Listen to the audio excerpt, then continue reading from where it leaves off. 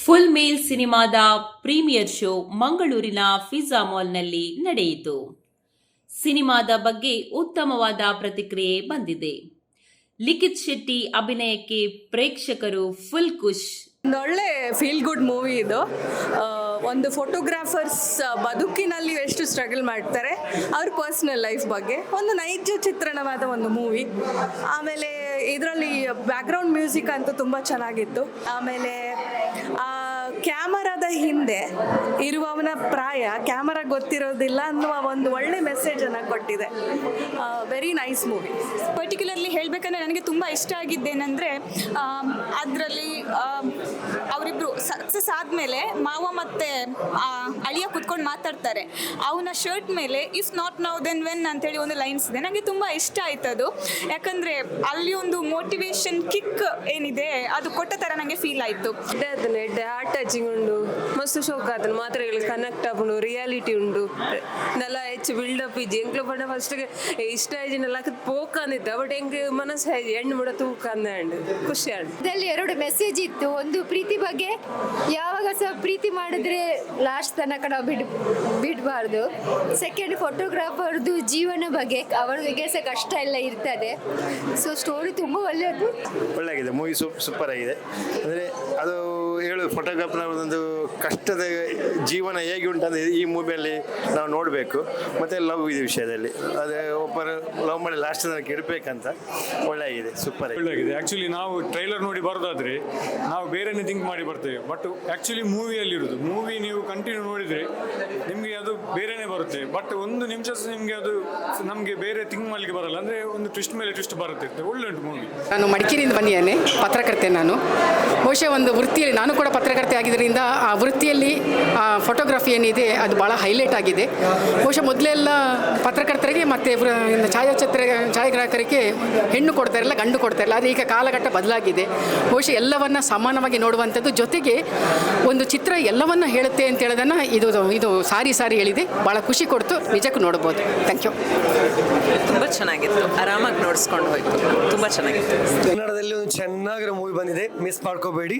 Very beautiful movie. ನಾನು trailer ನೋಡಿಲ್ಲ, ಹೆಸರು ಕೇಳಿರಲಿಲ್ಲ, ಹೆಸರು ಅಂತೂ ನನಗೆ ಲೈಕು ಆಗಿರಲಿಲ್ಲ. But movie is very beautiful, don't miss. ತುಂಬ ಚೆನ್ನಾಗಿದೆ movie. So after long time ಒಂದು ರೊಮ್ಯಾಂಟಿಕ್ ಕನ್ನಡ ಮೂವಿ ಅಂತ ಹೇಳ್ಬೋದು. ಮುಂಗಾರು ಮಳೆ ಫೀಲ್ಸ್ ಎಲ್ಲ ಬಂದಿತ್ತು. ಸೊ ಫ್ರೆಂಡ್ಶಿಪ್, ಲವ್, ಟ್ರಸ್ಟ್ ಅದರ ಮೇಲೆ. So requesting everyone to come and watch this movie and have a great time. It's a great movie.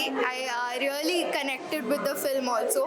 It was a unique concept.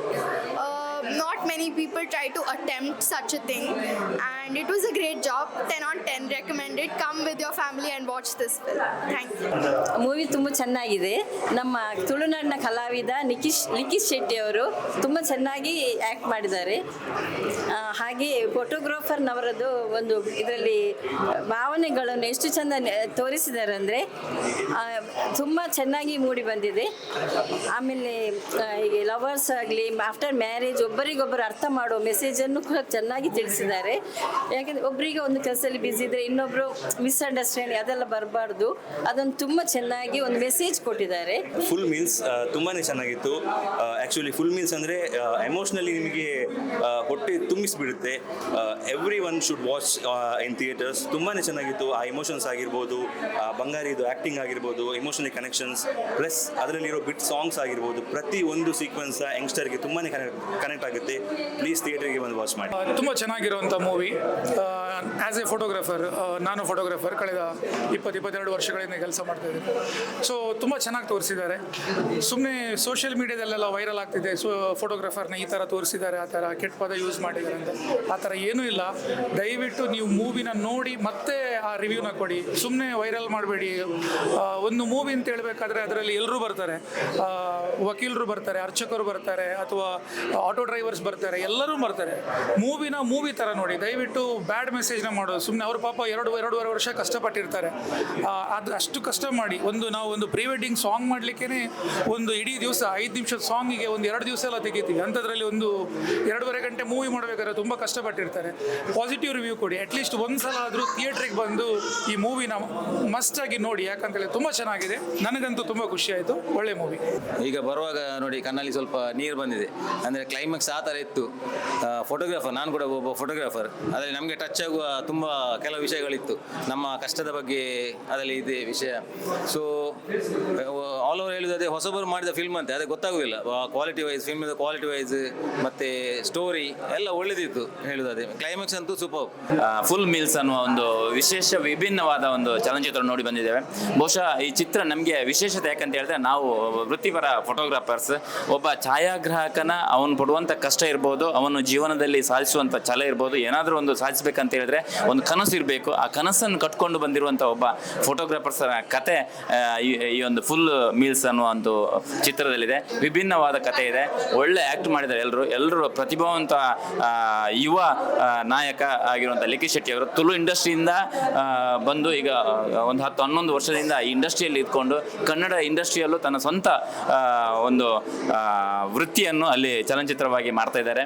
ಅವರ acting super ಮಾಡಿದೆ. Heroine ಬಂಗಾರಿ character ಒಳ್ಳೆ ಮಾಡಿದ್ದಾರೆ. ಮತ್ತು song ಆಗಲಿ, ಇಡೀ movie ಫಸ್ಟಿಂದ ಲಾಸ್ಟ್ವರೆಗೆ bore ಆಗಲಿಲ್ಲ. ಒಳ್ಳೆ movie ಮಾಡಿದ್ದಾರೆ. ಕನ್ನಡದಲ್ಲಿ ಎಲ್ಲರೂ ಬಂದು ಸಪೋರ್ಟ್ ಮಾಡಬೇಕು. Thank you. ಫುಲ್ ಮೀಲ್ಸ್ ಭಾರಿ ಪೊರ್ಲಾಗಿದೆ. ನಮ್ಮ ಊರಿನವರ ಲಿಖಿತ್ ಶೆಟ್ಟಿ. ಮತ್ತು ನೋಡುವಾಗ ಸಹ ಭಾರಿ ಒಂದು ಕುತೂಹಲದಿಂದ ಮುಂದೇನಾಗುತ್ತೆ. ಮತ್ತು ಸೀನಿಯರ್ ಆ್ಯಕ್ಟರ್ ಮತ್ತು ಲೊಕೇಶನ್ ನಮ್ಮ ಗುರುಕಿರಣ್ ಅವರು ಮ್ಯೂಸಿಷಿಯನ್ ಮಾಡಿದ್ದಾರೆ. ಭಾರಿ ಎಲ್ಲ ಮೂವಿ ಫುಲ್ ಮೀಲ್ಸ್ ಮಾಡುವಾಗ ನಾವು ಫುಲ್ ಮೀಲ್ಸ್ ಊಟ ಮಾಡಿದಾಗೆ ಆಗುತ್ತೆ. ಸಿನಿಮಾ ಅಂದರೆ ತುಂಬ ಇಷ್ಟ ಆಗಿದೆ ನನಗೆ. ಅಂದರೆ ಯಾಕಂದರೆ ಫೋಟೋಗ್ರಾಫರ್ ಅವರ ಬದುಕುಂಟಲ್ಲ, ಅದು ನಮ್ಮ ಈ ಪಿಕ್ಚರಲ್ಲಿ ನಾವು ನೋಡಬೇಕು. ತುಂಬ ಒಳ್ಳೆ ವರ್ಕ್ ಮಾಡಿದ್ದಾರೆ ಅವರು. ಲಿಖಿತ್ನವರಿಗೆ ನಾನು ತುಂಬ ಥ್ಯಾಂಕ್ಸ್ ಹೇಳಬೇಕು. ಮತ್ತು ಹೀರೋನಿ ಅವರು ತುಂಬ ಒಳ್ಳೆ ಆ್ಯಕ್ಟಿಂಗ್ ಮಾಡಿದ್ದಾರೆ. ಅವರು ಇನ್ನೊಂದು ಫಿಲ್ಮಲ್ಲಿ ಸಹ ನಾನು ನೋಡಿದ್ದೇನೆ. ಅದೇ ಈಗ ಸಹ ಅವರ ಆ್ಯಕ್ಟಿಂಗ್ ಅದೇ ಥರ ಇದೆ.